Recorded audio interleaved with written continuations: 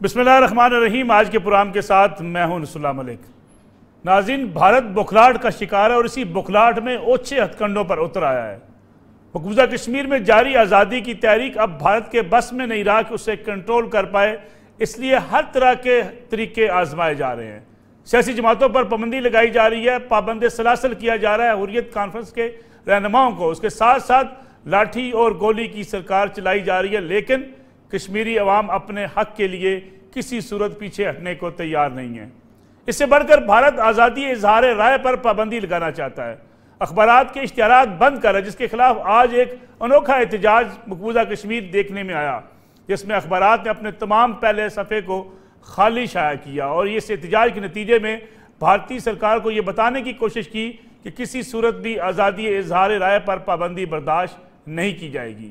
भारत के अंदर मकबूजा कश्मीर में इंटरनेट की सहूलियात ना होने के बराबर है। इंटरनेट बंद कर दिया जाता है और कश्मीरियों को यह गिला रहता है कि उन पर होने वाले मजालम दुनिया देख नहीं पाती, दुनिया को पता नहीं चलता कि उनके साथ किस किस्म के मजालम ढाए जा रहे हैं। हर रोज़ पेलेट गन का इस्तेमाल करते हुए कई लोगों के ऊपर गोलियां बरसाई जाती हैं। लाखों लोगों को अब तक माजूर किया जा चुका है। हज़ारों लोग जेलों के अंदर बंद हैं, लेकिन कश्मीरियों की आवाज़ दबाई नहीं जा सकी। अब देखना यह है कि यह भारत की नई चाल क्या इलेक्शन जीतने के लिए है कि भारत मकबूजा कश्मीर में हर रोज़ जुल्म सतम में इजाफा कर देता है, या भारत अपने इस तसलसल को मजीद बढ़ाता चला जाएगा। और भारत के वो साफ़ी जो आज़ादी इजहार की बात करते हैं, जो आज़ाद मीडिया की बात करते हैं, जो जमहूरियत की बात करते हैं, क्या उन्हें एहसास होगा कि मकबूजा कश्मीर में से निकलने वाले अखबारात को किस तरीके से दबाया जा रहा है और कुछ आवाज़ें भारत से भी उठेंगी? क्योंकि अगर भारत जमहूरियत का दावेदार है, आज़ादी इजहार राय का चाहता है कि दुनिया में प्रचार किया जाए, तो उसे मीडिया को आज़ाद करना होगा।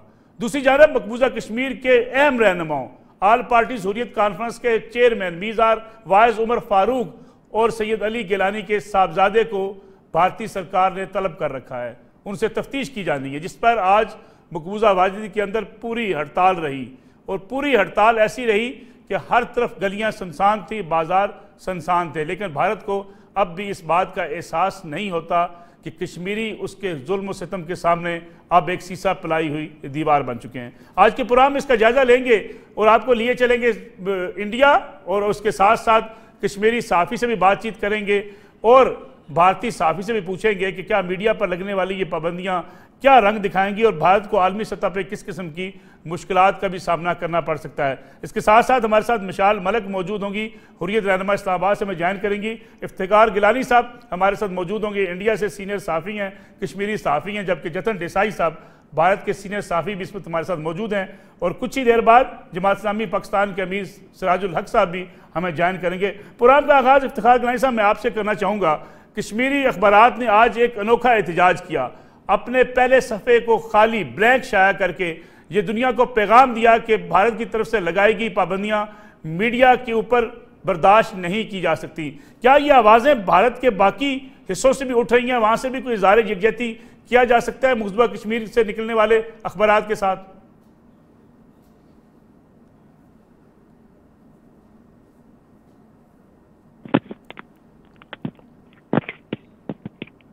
इफ्तिखार गिलानी साहब, आपको मेरी आवाज़ आ रही है?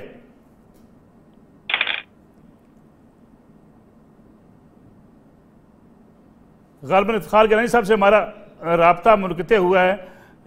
जतन देसाई साहब, आपको आवाज़ आ रही है मेरी? आ रही है, मुझे आ रही है। देसाई साहब, ये बताइएगा कि इस वक्त जो सूरत हाल है, मकबूजा कश्मीर से निकलने वाले अखबारात ने आज एक अनोखा एहतजाज किया, ये क्या है कि हुकूमत को क्या हो चुका है? क्या सिर्फ इलेक्शन जीतना ही पेश नज़र है इस वक्त भारतीय सरकार का, कि या वो आज़ादी इजहार राय पर पाबंदी लगाना चाहते हैं? नहीं, एक तो मसला यह है कि कश्मीर के दो जो मेजर अखबार है, ग्रेटर कश्मीर की जिसका सर्कुलेशन कश्मीर वैली की बात करें तो सबसे ज्यादा है, वो अखबार और कश्मीर, ये दो अखबारों को हुकूमत की ओर से पिछले 1 महीने से एडवर्टाइज देने बंद कर दिए गए। ठीक है। हालांकि इस तरीके का कोई रिटर्न ऑर्डर नहीं है, ओरल उनको कम्युनिकेट किया गया है और उनको एडवर्टाइज पिछले 1 महीने से नहीं मिल रही है। तो उनके सपोर्ट के लिए, उनके साथ सॉलिडारिटी के लिए आज कश्मीर वैली के जितने अखबार थे, मेजर इंग्लिश हो या उर्दू अखबार हो, उन्होंने फ्रंट पेज उन्होंने ब्लैंक रखा और मुझे लगता है कि यह एक बहुत ही डेमोक्रेटिक तरीका है अपना ओपोज करने का।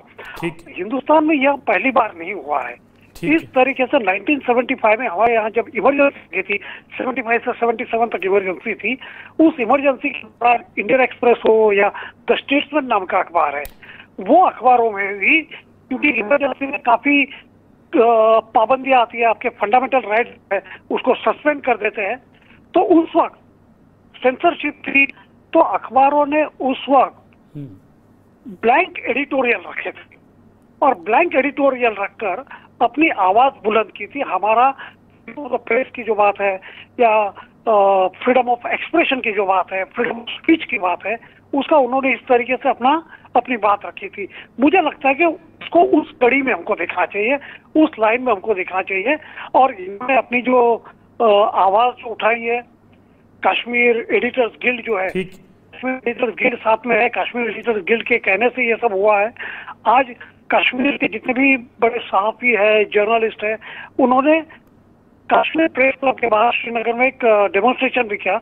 मुझे लग रहा है यहाँ एक बुनियादी डेमोक्रेटिक राइट है और यह डेमोक्रेटिक राइट का वो इस्तेमाल कर रहा है।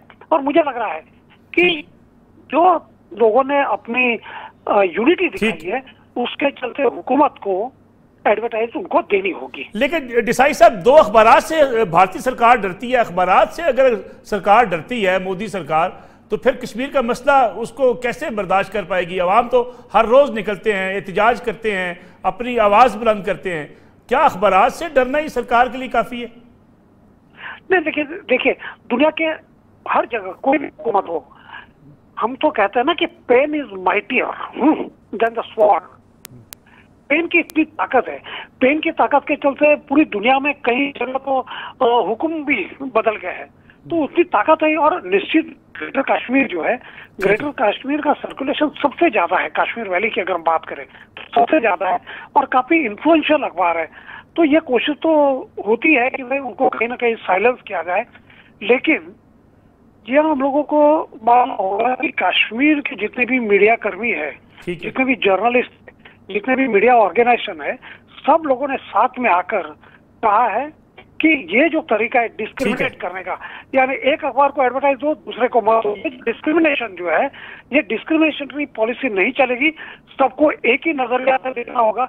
मुझे इसमें ऐसा, मैं इसको इस तरीके से देखता हूँ, मैं जर्नलिस्ट की अचीवमेंट देखता हूँ, जर्नलिस्ट कम्युनिटी की अचीवमेंट देखता हूँ कि वो सब एक साथ है फ्रीडम ऑफ द प्रेस के लिए। देसाई साहब, मैं आपकी तरफ वापस आता हूँ। इफ्तिखार गिलानी साहब को भी मैं चाहता हूँ कि इसी डिबेट में शामिल करें। इफ्तिखार गिलानी साहब, अखबारात से सरकार डरती है, लाखों फौजी मौजूद है मकबूजा कश्मीर के अंदर, लेकिन दो अखबारात क्या छापते हैं कि सरकार डर रही है, इश्तिहारात बंद कर रही है और चाहती है कि उन अखबारात का गला घोंट दिया जाए?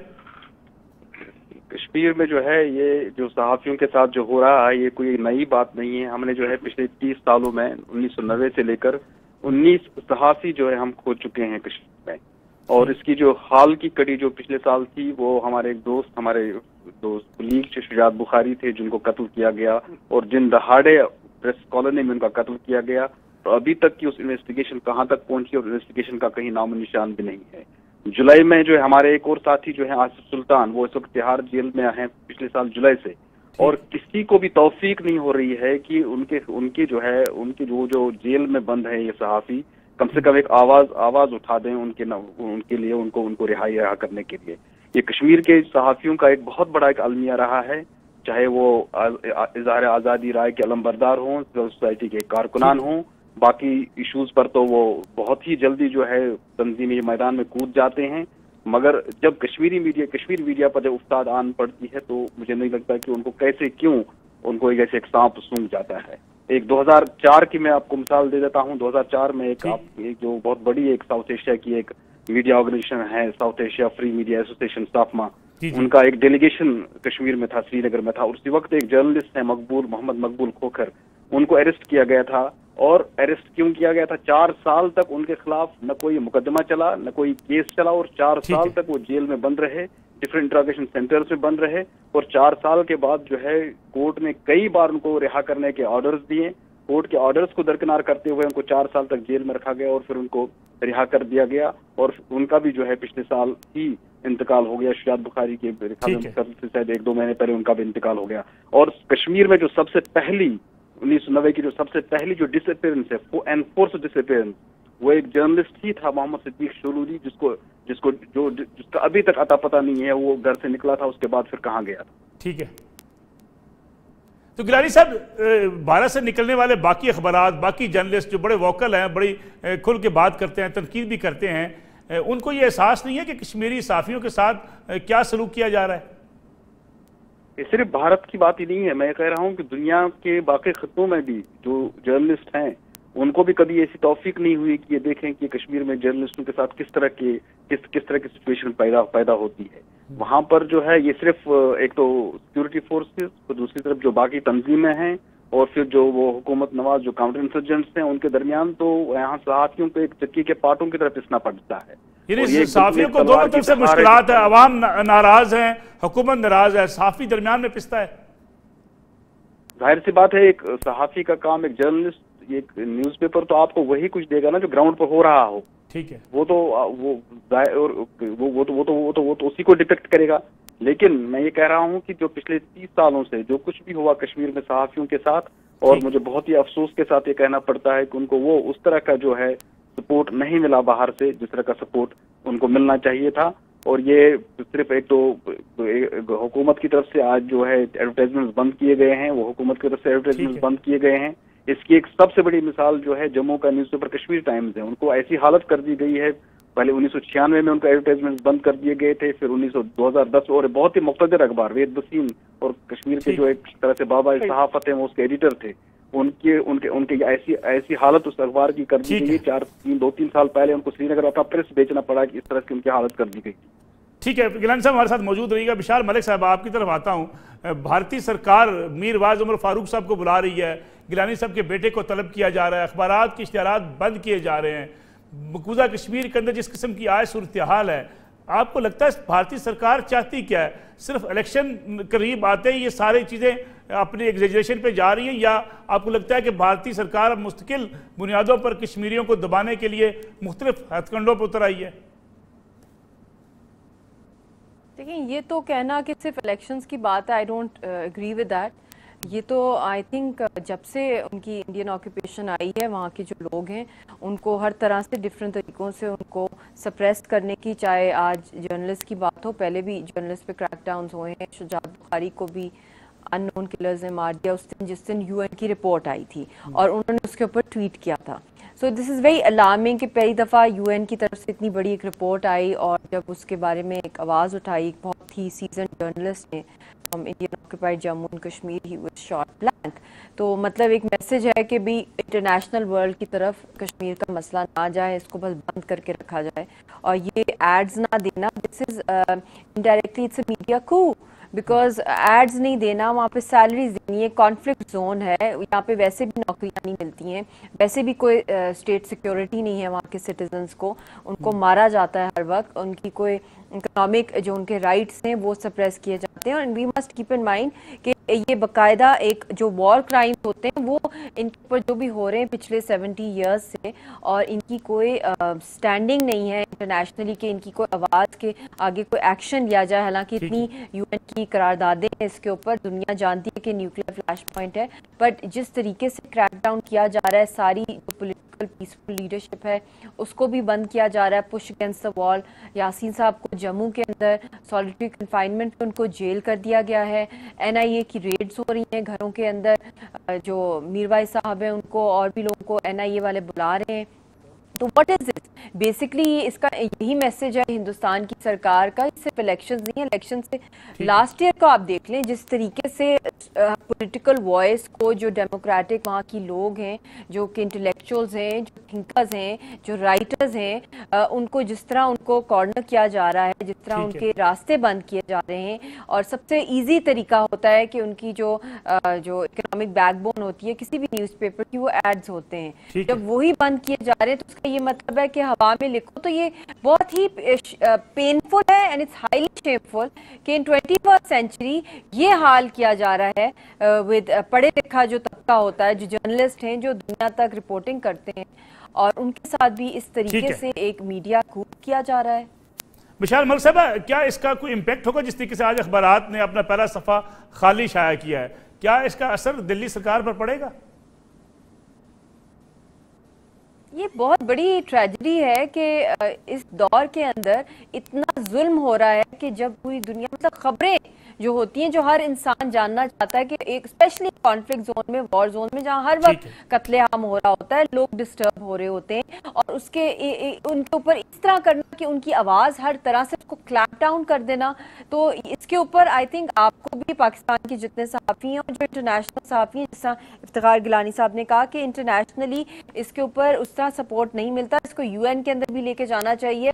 बहुत दफ़ा हुआ है कि कश्मीरी जो हमारे इंटेलेक्चुअल्स हैं, लोग हैं, उन्होंने अपनी डायस्पोरा ने बाहर आवाज़ उठाई है, बट अनलेस एंड अनटिल ये ग्लोबल एफर्ट नहीं बनेगा, इसके ऊपर हिंदुस्तान को अकाउंटेबल नहीं बनाया जाएगा इन वॉर क्राइम्स और कॉन्फ्लिक्ट जोन के अंदर जो क्राइम्स कर रहा है ह्यूमैनिटी के खिलाफ, every segment of society is being targeted, तो फिर ये तो करता ही रहेगा, चाहे कभी इलेक्शंस का बहाना ले, कभी कोई पुलवामा का बहाना ले, कभी कोई सारा नजला तो कश्मीरियों पे गुजरना है, because they don't have an army to protect them, they don't have any nuclear bomb, they have nothing, और उन्हीं के ऊपर सारे रेड्स होनी है, उन्हीं को मारना पीटना है, उन्हीं पे गुस्सा नफरत निकालिए, तो there has to be an end to this. ठीक है, मुझे एक ब्रेक लेनी है। विशाल मलिक साहब, ब्रेक से जब वापस आएंगे, सिराजुल हक अमीर जमात इस्लामी पाकिस्तान में हमारे साथ मौजूद होंगे, उनसे पूछेंगे कि वहाँ पे अगर सियासी जमातों पर पाबंदियाँ लग रही हैं, लोगों को पाबंद सलासल किया जा रहा है, तो इससे भारत को कितना नुकसान होगा। भारतीय सरकार जो आज़ादी की बात करती है, जमहूरियत की बात करती है, अगर सियासी जमातों पर पाबंदियाँ लगाएगी तो फिर अपना मुँह लेकर दुनिया के सामने, अक़वाम आलम के सामने कैसे जाएगी? इस पर बात करते हैं आफ्टर शॉर्ट ब्रेक।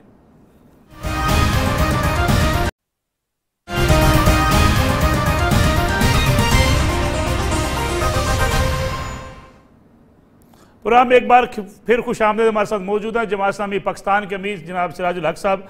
सिराजुल हक साहब, ये बताइएगा कि मोदी सरकार ने जमात इस्लामी मकबूजा कश्मीर पर पाबंदी लगा दी, स्कूल बंद कर दिए, हज़ारों उस्ताज़ा का मुस्तकबिल और लाखों स्टूडेंट्स का मुस्तकबिल वो खतरे में पड़ गया। क्या मोदी सरकार इस किस्म के हथकंडे करके कश्मीरियों से जो उनका जज्बा आज़ादी है वो ख़त्म कर पाएगी? सियासी जमात पर पाबंदी लगाने से फ़ायदा क्या होगा? बिस्मिल्लाहिर्रहमानिर्रहीम। मलिक साहब, ये तीसरी बार ये पाबंदी लग रही है, और हर बार की पाबंदी लगने से कश्मीरी कौम में मजीद आज़ादी का जज्बा और जद्दोजहद और ये मुहिम तेज हो जाती है। जमात इस्लामी वहाँ रिलीफ का काम भी करती है, बच्चों को तालीम देती है, और जो मजलूम लोग होते हैं, यतीम बच्चे होते हैं, उनकी कफालत भी करती है। लेकिन मोदी सरकार ने पाबंदी लगाकर उन इदारों को अपनी फौजी तहवील में लाकर अवाम को बहुत बड़ा एक नुकसान पहुंचाया है। लेकिन महबूबा मुफ्ती ने जो तबसरा किया है कि जमात इस्लामी एक ख्याल और सोच का नाम है, एक नजरिया है, एक रोशनी है, एक खुशबू है, इसको न आप कत्ल कर सकते हैं, न दफना सकते हैं, न ख़त्म कर सकते हैं। इसलिए मैं समझता हूँ कि ये उनकी बौखलाहट है, ये उनकी नाकामी है, और ये उनकी बुज़दिली है, और यही वजह है कि अब सारी कौम मकबूजा कश्मीर में जमात इस्लामी के गिर्द और जमात इस्लामी की सोच और नजरिए की गिर्द जमा हुई है। अब कश्मीर उनके हाथ से निकल गया है, और 8 लाख फौज की मौजूदगी में भी वहाँ के लोगों के जज्बा आज़ादी को न ठंडा कर सके, न ख़त्म कर सके, न इस कौम को खरीद सके, न दबा सके, न झुका सके। और ये दुनिया में एक मुनफरद जद्दोजहद आज़ादी के लिए, और इस तरह पाबंदियों से ये जद्दोजहद मजीद तेज होगा, ख़त्म कभी भी नहीं होगा। सिराजुल हक साहब, जो बाकी जमातें हैं, सियासी जमातें हैं, वहाँ की पॉलिटिकल लीडरशिप है, जो जमात इस्लामी से इत्तेफाक रखती है या नहीं रखती, उन्होंने भी खुल के जमात इस्लामी की सपोर्ट का ऐलान किया है, बयानात जारी किए हैं। क्या आप समझते हैं कि इस सूरत हाल में जमात इस्लामी पर जो पाबंदी लगी, इसमें तमाम सियासी जमातें किसी एक प्लेटफॉर्म पर इकट्ठी हो सकती हैं? देखिए, वहाँ की जमातें तो पहले भी एक प्लेटफार्म पर है, उनका मौक़िफ़ है कि, लेकिन पहली बार जो इंडियन नवाज जमातें हैं, जिस तरह अब्दुल्ला उमर और महबूबा मुफ्ती की सूरत में, तो उन्होंने भी इस बार जमात इस्लामी के मौक़िफ़ का साथ दिया है और जमात इस्लामी पर पाबंदी की मुखालिफत की है। इस तरह आज़ाद कश्मीर से भी तमाम सियासी जमातों ने मिलकर इस पाबंदी के खिलाफ करारदाद मंजूर की है और सेनेट में भी तमाम सियासी जमातों ने मिलकर हुकूमत पाकिस्तान से मुतालिबा किया है कि इन पाबंदियों के खिलाफ दुनिया के हर बैनुल-अक़वामी फोरम पर आवाज़ उठा ले। हुकूमत पाकिस्तान की तरफ से आप मुतमिन है कि जमात इस्लामी मकबूजा कश्मीर पर जो पाबंदी लगी उस पर हुकूमत की तरफ से रद्द अमल सही सामने आया, ये इससे कुछ बेहतर कुछ होना चाहिए था? मलिक साहब, मैंने अर्ज़ किया कि तो लोग मकबूजा कश्मीर में जमात इस्लामी के मुखालिफ थे और इंडिया नवाज थे, उन्होंने भी जुल्म और जबर के खिलाफ बात की है, आलम बगावत बुलंद की है, लेकिन हुकूमत पाकिस्तान एक पुरस्रार खामोशी इख्तियार की हुई है और अब तक वज़ारत ख़ारिजा से या वज़ीर आज़म की तरफ से उनके हक़ में कोई बयान नहीं आया है। और हमें खुद इस पर अफसोस है कि जब सेनेट ने भी एक करारदाद मंजूर की है, असम्बली ने भी आज़ाद कश्मीर की एक आवाज़ आई है, तो वज़ीर आज़म को भी चाहिए था, सदर को भी चाहिए था, वज़ारत ख़ारिजा को भी चाहिए था, लेकिन हमारे इस्लामाबाद की सरकार ने अभी तक छुप का रोज़ा रखा है। सर साहब ये बताइएगा कि मीडिया पर पाबंदियां लग रही हैं। आज श्रीनगर और मकबूजा कश्मीर से निकलने वाले अखबारात ने अपना फ्रंट पेज खाली शाया किया एहतजाज के तौर पे, क्योंकि दो बड़े अखबारात को इश्तिहारात बंद कर दिए गए भारतीय सरकार की तरफ से ताकि उनका गला घोंटा जा सके। क्या आप समझते हैं कि इस तरह आज़ादी इजहार राय को हिंदुस्तान दबा पाएगा मकबूजा कश्मीर में?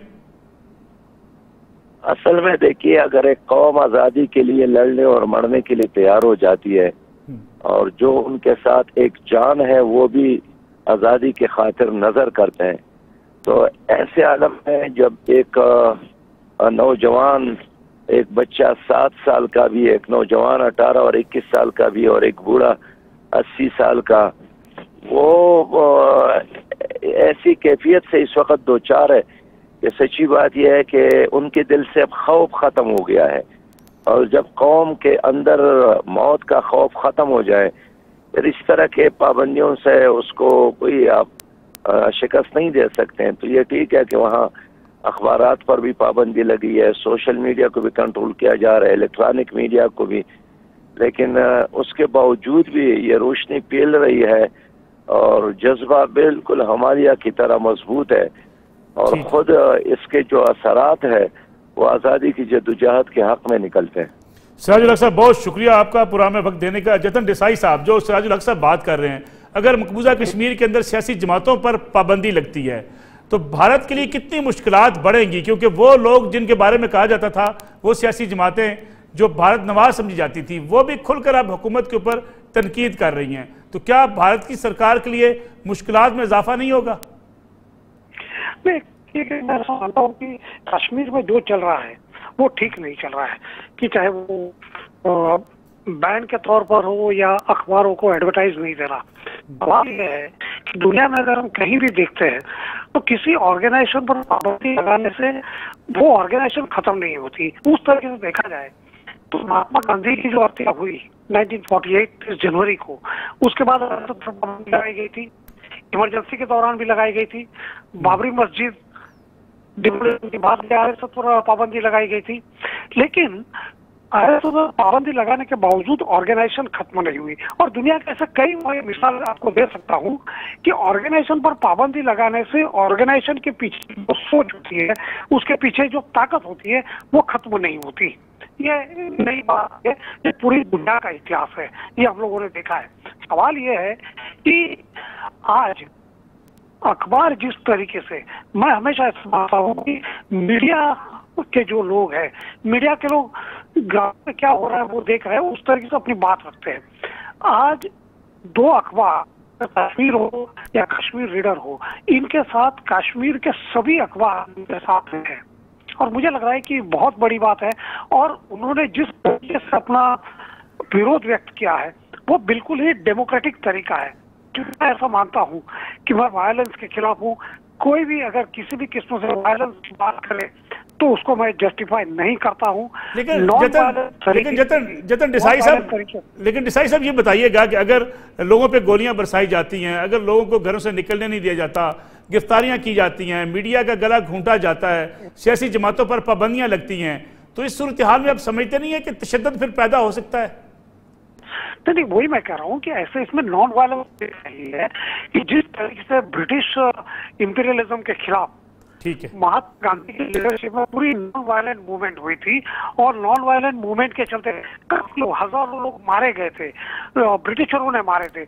लेकिन नॉन वायलेंस की इतनी ताकत होती है कि सिर्फ नॉन वायलेंस मूवमेंट में ही औरतें हो सकती है, नॉन वायलेंस मूवमेंट में ही आम आदमी जो है वो शरीक हो सकता है। और इसलिए मैं मानता हूँ कि जो तरीका इन्होंने अपनाया है, कश्मीर के लोगों ने अपनाया है, मीडिया के लोगों ने अपनाया, वो नॉन वायलेंट तरीका है, और नॉन वायलेंट तरीका ही डेमोक्रेसी में ठीक है उसका रास्ता है। और मुझे उम्मीद है, एंड आई एम क्वाइट, यह ताकत देखने के बाद हुकूमत को उनकी जो एडवर्टाइज की जो पॉलिसी है, जो एक महीने में उन्होंने बदली है, उनको दोबारा बदलनी होगी, और ग्रेटर कश्मीर और कश्मीर इन दोनों अखबारों को एडवर्टाइज देनी होगी।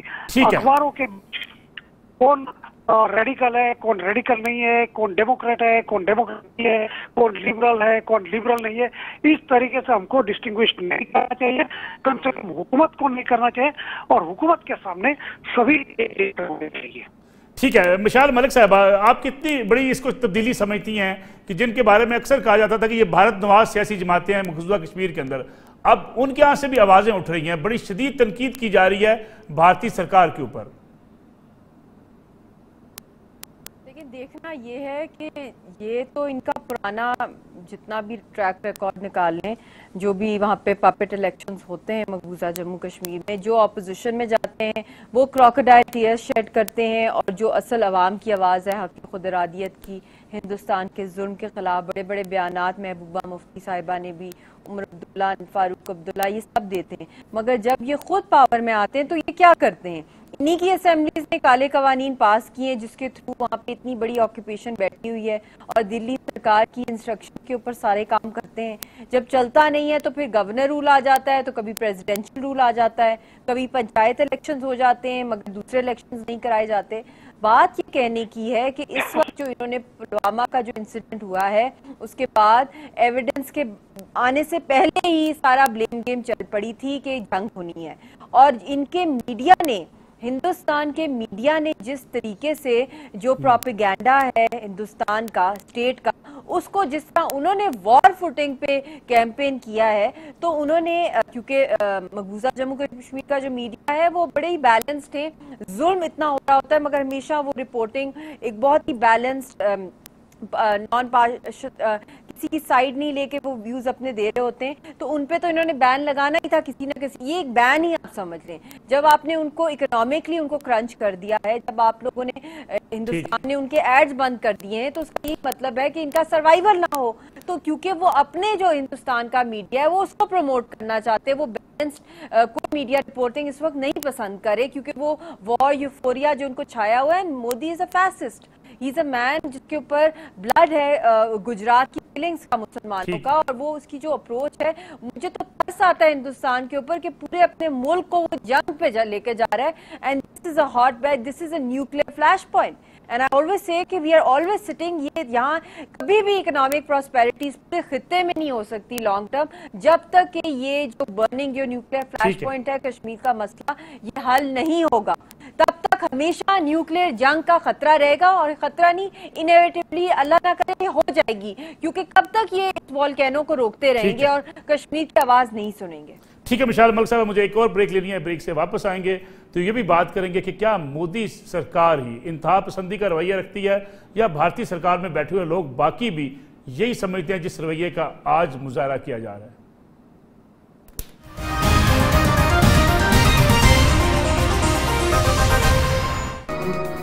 ये क्राइसिस जो कश्मीर में जारी है, ये बढ़ेगा या रुकेगा?